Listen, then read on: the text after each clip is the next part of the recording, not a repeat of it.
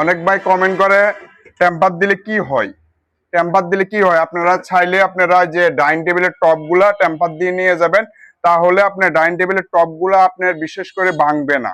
অনেক দিন আছে আপনি টেম্পার দিলে মানে কিছুদিন যাওয়ার পরে টেম্পার দেওয়ার পরে গ্লাসটি ভেঙে যায়, মানে টেম্পার না দেওয়ার কারণে গ্লাসটি ভেঙে যায়। আর টেম্পার দিলে আপনি কোনোদিন ভেঙবে না। এই যে দেখেন, বাড়ি দেন, যে ভাঙবো না। গ্লাস এমন শক্তিশালী হয়ে যাবে, অনেক শক্তিশালী গ্লাস হয়ে যাবে।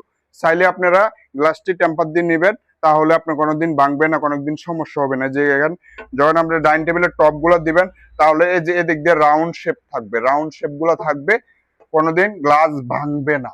আর যদি টেম্পার ছাড়া যদি আপনি ডাইনিং টেবিলের টপ বলেন, বড় বড় দোকানের ডেকোরেশন, যেরকম মোবাইল দোকানের উপরে আপনার এই যে আপনার সেল বড় থাকে, এটা হইলে গ্লাস যেরকম 10 মিলি থাকে, কম থাকে, ওইগুলা যদি টেম্পার দেন, তাহলে আপনি ভাঙবে না। দোকানের যেগুলা মার্কেটে মোবাইলের দোকান আছে, বিশেষ করে এভাবে মানুষের হাত দেওয়ার পরে কিছুদিন ব্যবহার করানোর পর দিয়ে ভেঙে যা। আর যদি উপরের টপটা যদি টেম্পার দিয়ে নেন, তাহলে আপনি কোনোদিন ভাঙবে না, আজীবন হিসাবে গ্যারান্টি হিসাবে ব্যবহার করতে পারবেন।